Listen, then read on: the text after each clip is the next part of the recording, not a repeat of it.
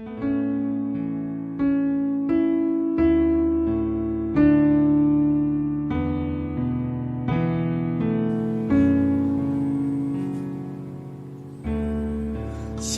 selamat pagi saudara-saudara dikasihi oleh Tuhan.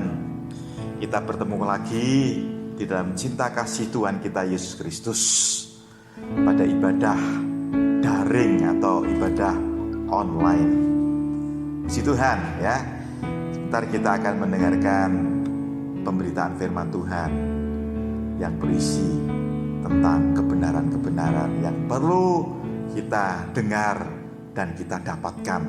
Sangat-sangat bermanfaat bagi rohani dan juga bagi jasmani atau bagi pengetahuan kita. Ya, mari kita tundukkan diri terlebih dahulu. Kita awali semuanya dengan doa.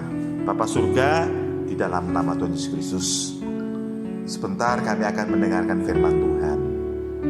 Kuasailah setiap kami, baik hamba-Mu yang menyampaikan maupun yang mendengar. Semua yang terlibat di dalam pelayanan ini juga diberkati oleh Tuhan. Kami akan mendengarkan firman Tuhan di dalam nama Tuhan Yesus Kristus. Amin. Puji Tuhan, saudara-saudara. Kali ini saya akan menyampaikan firman Tuhan atau berkhotbah. Tetapi khotbah saya pada pagi hari ini mungkin lain. Maksudnya lain itu tampilan saya lain, bukan tampilan diri, tapi saya tidak banyak menatap kamera atau menatap saudara, tapi saya akan lebih banyak membaca. Karena khotbah ini sangat menarik sekali, materinya sangat menarik sekali. Nanti saudara juga bisa ikuti ya, bisa buka di link, lalu itu materi-materi itu bisa saudara miliki, saudara baca dan menjadi berkat bagi rohani serta jasmani pengetahuan kita semuanya. Puji Tuhan. Saya akan menyampaikan firman Tuhan dengan judul New Normal atau era baru atau masa baru. Saya akan bacakan di sini latar belakang. Kita harus mengetahui dulu apa latar belakang. Dikarenakan adanya pandemi COVID-19, maka diterapkan PSBB. PSBB menyebabkan ekonomi di Indonesia tidak bisa berjalan sebagaimana mestinya, sehingga negara mengalami kerugian ekonomi. Dalam hal ini pertumbuhan ekonomi negatif. Jika pertumbuhan ekonomi negatif secara terus-menerus, negara bisa mengalami kehancuran. Yang keempat, oleh sebab itu untuk mencegah kekacauan hingga kekacauan negara, pemerintah memilih opsi new normal, opsi era baru. Dan itu juga beberapa negara di dunia ini menerapkan hal yang sama ya, sebagai solusi yang mutakhir, solusi yang jitu maksudnya. Tentunya dengan menerapkan berbagai ketentuan, termasuk yang utama adalah protokol kesehatan. Bukankah kesehatan itu yang utama? Ada kata-kata bijak, sehat itu mahal loh harganya. Maka dari itu saudara yang masih sehat ini jaga baik-baik. Kalau sudah sakit demam aja, coba ke dokter, beli obat. Tentunya tidak murah itu harga obatnya. Lalu apa yang dimaksud dengan new normal? Apa itu new normal? New normal merupakan istilah dalam bisnis dan ekonomi yang mengacu pada kondisi keuangan. Istilah new normal dalam hal ini bisnis ini telah digunakan hingga saat ini. Penggunaan istilah itu digunakan pada setelah krisis keuangan. Kita masih ingat tentunya, kita hidup di masa itu, tahun 2007 sampai tahun 2008. Yang berikutnya, resesi global. Kita ingat, kita mengalami juga, belum lama itu, tahun 2008 sampai 2012, cukup lama, 4 tahun, ya. Lalu yang terakhir kita alami 3 bulan terakhir ini, pandemi COVID-19, ya, itu new normal, ya. Dan apakah ketentuan new normal dapat menyebabkan permasalahan sebagai berikut? Kita perhatikan di sini. Yang pertama, penyempitan hubungan sosial, tanda tanya, ya. Tentu tidak mutlak atau tidak sama sekali, tidak ada penyempitan, ya.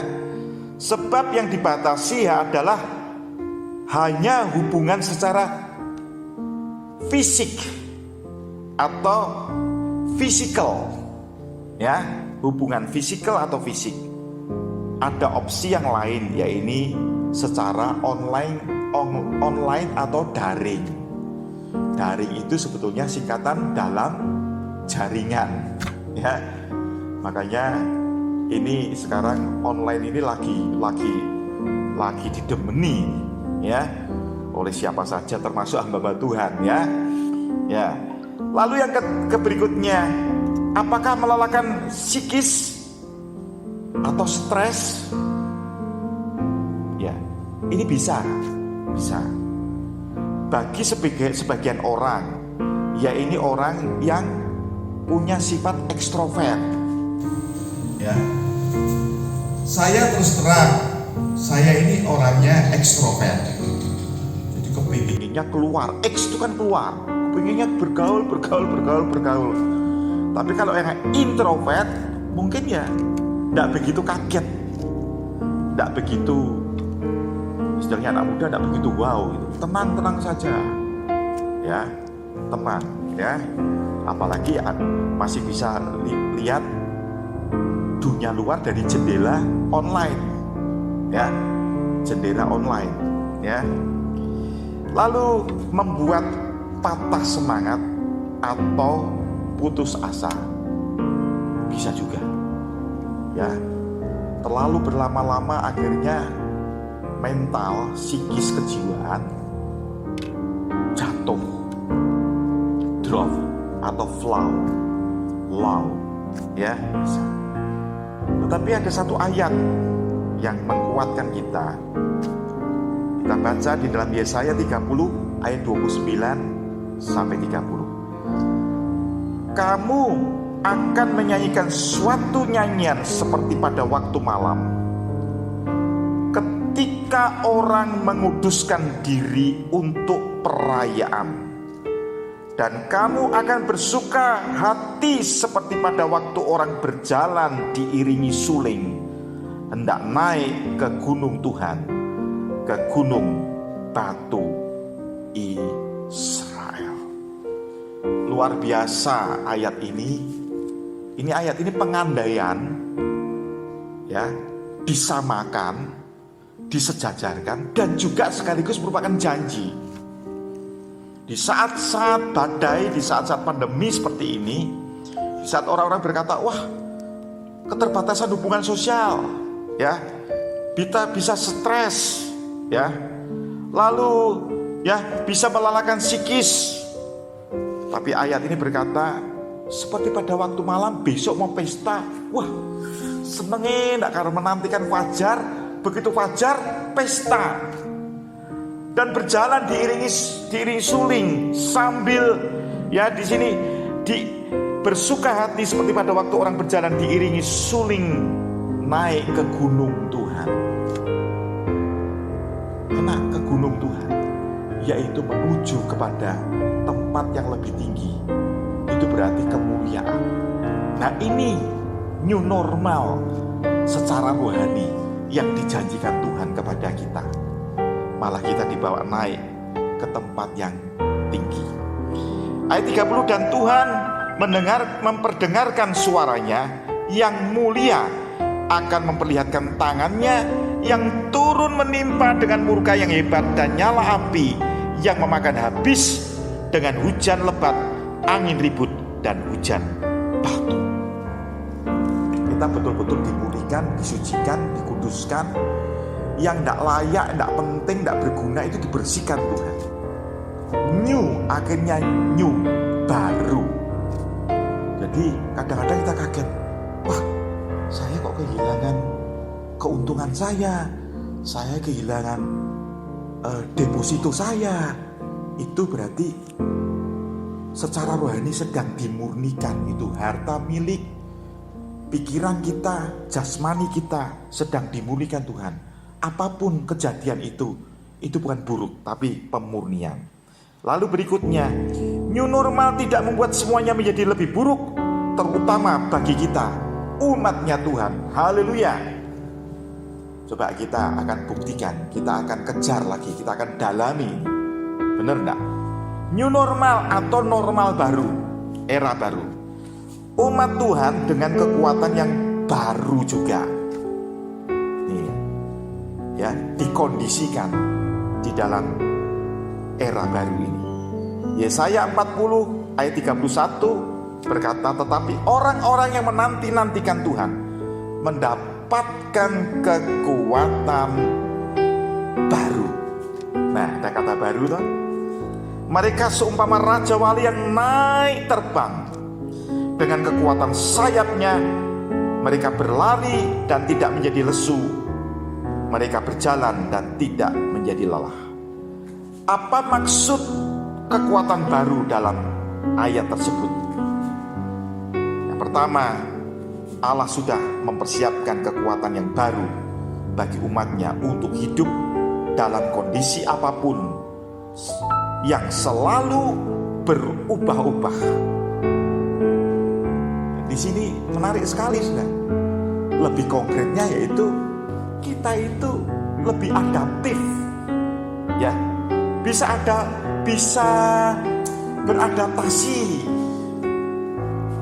Kalau Bapak Presiden berkata bersahabat, ya toh, bersahabat, berdamai, ya, bukankah firman Tuhan berkata kita harus berdamai dengan siapapun saja, ya, kita tidak terkaget-kaget nanti akhirnya, ya, beradaptasi, adaptif.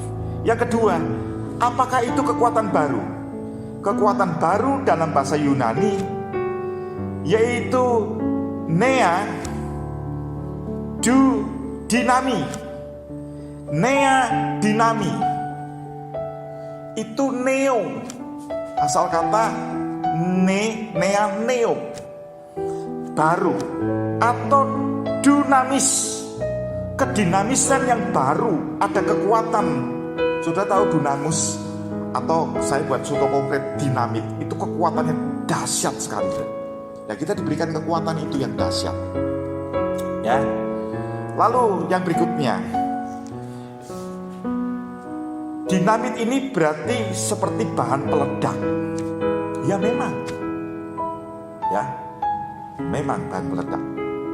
Roh Kudus tetap membuat kita berkemenangan, tidak akan ada matinya. Tidak akan ada matinya. Spirit atau semangat selalu menyala-nyala, membuktikan tidak akan ada matinya. Mental atau psikis selalu tegar. Ya, ada orang bernama Tegar. Wah, betul itu. Bapak itu namanya Tegar, betul-betul tegar.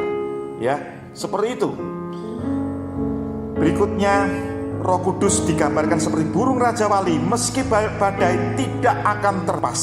Berikutnya, Roh Kudus membuat kita tidak menjadi lesu dan lelah, apapun situasi kondisinya dan waktunya. Lalu, bagaimana pesan gereja melalui instruksi pemerintah, pusat hingga provinsi, kabupaten kota, kita ikuti dengan taat, penuh semangat. Karena pemerintah ditetapkan oleh Tuhan. Kita harus menjadi teladan. Jangan kita hamba Tuhan, terutama pendeta, lalu melanggar ketentuan pemerintah, nanti jemaatnya ikut melanggar. Lucu kan? Ya toh, pendetanya melanggar, nanti diikuti oleh pengikutnya melanggar. Nah, itu gereja tidak akan menjadi berkat. Ya, kesimpulannya kita akan baca di dalam 1 Tesalonika 5 ayat 24. Ia yang memanggil kamu adalah setia, ia juga akan menggenapinya. Ayat-ayat yang sudah kita baca tadi di atas, Yesaya pasal 40 ayat 29, 30 dan 31 itu akan digenapi, dan dia akan menyertai kita, tidak akan meninggalkan kita. Dia setia. Jangan takut, Tuhan setia dengan janjinya. Ya, Tuhan tetap setia dengan janjinya. Di dalam 1 Petrus 1 ayat 5 berkata, yaitu kamu yang dipelihara dalam kekuatan Allah. Kekuatan di sini digunakan kata dunamos juga. Karena imanmu sementara kamu menantikan keselamatan yang telah tersedia untuk dinyatakan pada akhir zaman. Sampai akhir zaman ini, setelah akhir zaman new normal. Nah, kalau di dunia ini kita saat ini new normal. Tadi saya terangkan tahun 2008, 2007, 2008, 2008 sampai 2012 dan 2019, 2020. Nanti new normal yang sebenarnya secara rohani yaitu di Yerusalem baru. Ya. Jangan takut, Tuhan setia dengan janjinya. Roh Kudus membuat kita kuat. Haleluya. Amin. Mari kita akan berdoa. Bapa surga, di dalam nama Tuhan Yesus Kristus, kiranya firman Tuhan yang kami dengar, kami baca, kami miliki ini dapat menjadi berkat bagi rohani jasmani kami. Engkau yang setia, Engkau tidak akan melupakan janjinya. Makasih Tuhan, berkaryalah Engkau Tuhan. Kami ikuti Tuhan akan instruksi Tuhan, instruksi pemerintah. Karena di dalam kitab Roma 13 ayat 1 bahwa tidak ada pemerintah yang tidak diperkenan oleh Tuhan. Terima kasih Tuhan, semua pemerintah itu diperkenan oleh Tuhan. Kami ucapkan syukur buat hari ini, buat pagi hari ini. Dan kami terima berkat Tuhan. Marilah bersama-sama kita terima berkat Tuhan dari kasih sayang Allah Bapa, Anak Tunggal, laki-laki dan persekutuan Roh Kudus. Dan berkat-berkat ini semuanya akan menyertai kami sekalian mulai pagi hari ini sampai Maranatha. Tuhan Yesus datang kembali. Kita bersama-sama katakan amin. Haleluya. Mari kita nyanyikan lagu yang berkata, aku akan terbang tinggi bagai Raja Wali dengan kekuatan daripada Tuhan. Tuhan adalah kekuatanku, bersama Dia ku tak akan goyah. Ku kan terbang tinggi bagai Raja Wali, melakukan perbuatan yang besar. Bukan terbang tinggi bagai Raja Wali dan melayang tinggi dalam kemuliaannya. Biar bumi bergoncang dan badai menerpa, bukan terbang tinggi bersama Dia,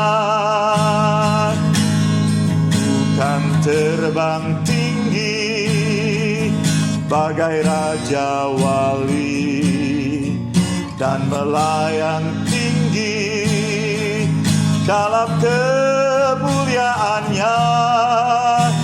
Biar bumi bergoncang dan badai menerpa, ku kan terbang tinggi bersama Dia. Ku kan terbang tinggi bersama Dia. Haleluya, shalom, puji Tuhan.